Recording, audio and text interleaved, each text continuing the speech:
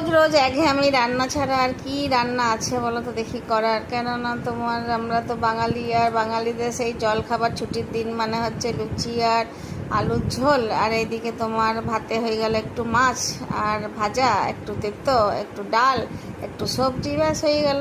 কিন্তু আমাদের ভাত খাওয়ার পরিমাণটা এতটাই কমে গেছে যে এখন আর অত সব দিয়ে মানে ভাত খাওয়াটা যায় না। এত কম যে একটা পদ দিয়েই বোধহয় মোটামুটি খাওয়াটা হয়ে যায়। তো জল খাবারে তো লুচি আর আলু চচ্চড়ি করেছিলাম, সেইটা আর কি দেখাবো, সেটা দেখাবার কিছু নেই। আর এই মাত্র তো তোমার অষ্টমীতে আমরা প্রচুর লুচি খেয়েছি, এতটাই লুচি খেয়েছি সারাদিন ধরে যে লুচির প্রতি একটা বিতৃষ্ণা জন্মে গেছে আমাদের। তো সেই জন্য আর এটা নতুন করে আর কি দেখাবো তোমাদেরকে লুচি কচুরি এইসব। তো চলে গেলাম একদম রান্নাতে। তো প্রথমে আজকে মানে কাতলা মাছ, এটা 3 কেজি সাইজের ছিল, যেটা থেকে তোমার প্রায় 1.5 কেজির মতন আনা হয়েছিল। আর আমি লাজা মাথাটা আজকে আর আনিনি, কেননা ওইটা দিয়ে মানে কিছু রান্না করাও যায় না আর কেউ খেতেও চায় না। তো এই পিসগুলো করেছে হয়েছে, তো ভাবলাম যে 2 রকমের রান্না করি, কেননা আজকে তো আবার মানে আমার যে কর্তা মশাই ঘরে আছে, আবার কালকে চলে যাবে কাজের জায়গায় মেদিনীপুরে। তো ওই জন্য 2 রকমের তোমার মাছের রান্না করেছিলাম। একটা তোমার পোস্ত দিয়ে রুই পোস্ত টাইপের করেছি, আর একটা টমেটো বাটা আর কাজু বাটা দিয়ে, টমেটো কাজু দিয়ে একটা তোমার কাতলা মাছের কালিয়া করেছি। তো রান্নাটা খুব সিম্পল। তোমার প্রথমে মাছগুলো তো ভাজতেই হবে, মাছ না ভাজলে তো হবে না।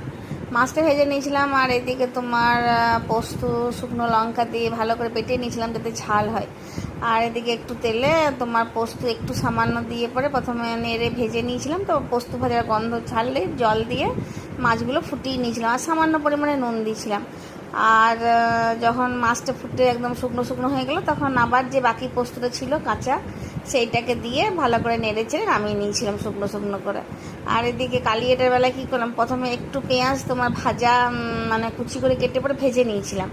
আর একটা পেঁয়াজ তোমার পেঁয়াজ, রসুন, এলাচ, কাজু, টমেটো সব কিছুই বেশ ভালো করে বেটে নিয়েছিলাম। বেটে নেওয়ার পর তোমার মশলাটা বেশ ভালো করে কষিয়ে নিয়েছিলাম। কষিয়ে নেওয়ার পর একদম সবার শেষে কাজু বাদাম বাটা ঢেলে পরে ভালো করে কষিয়ে জল ঢেলে আর মাছগুলোকে ফুটিয়ে শুকনো শুকনো করে নামিয়ে নিয়েছিলাম। তো এই হলো আপাতত রান্না। মাছের স্বাদটা তো অপূর্ব ছিল, ওই জন্য খেতেও খুব ভালো হয়েছিল। তো সবাই বললো এই মাছটা যা আছে না আর রান্নাটা যা হয়েছে না, আমার তো বর আবার বলছে যে কাল 4:30টার সময় বেরোবো, তখনও যদি গরম ভাতের সাথে এই রান্নাটা পেয়ে যাই, ভাবো তুমি 4:30টার সময় ভাতটা খেয়ে যাবে।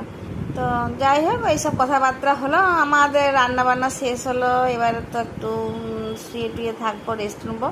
তো তোমাদের যদি ভালো লাগে তাহলে অবশ্যই লাইক শেয়ার কমেন্ট করে দিও। তাহলে আজকে আসছি, কাল আবার আসবো। ধন্যবাদ।